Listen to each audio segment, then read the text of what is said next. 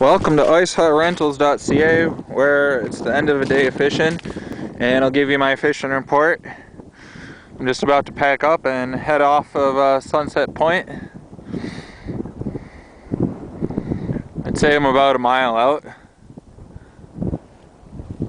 from the point of Sunset Point. The access is just to the right of the point, a little bit further in. So here's the big fish of the day.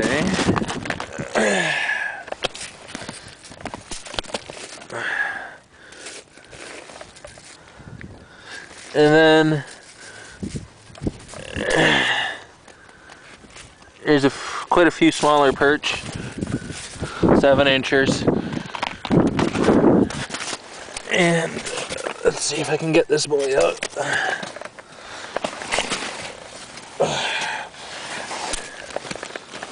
Baby Cisco, which I'm keeping for pike bait.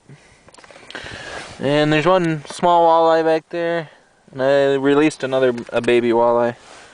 So that's my day of fishing. It wasn't quite as good as yesterday, but all in all, it was a decent day. Alright, it's getting cold. I'm gonna talk to you guys later. Thanks from IceHutRentals.ca.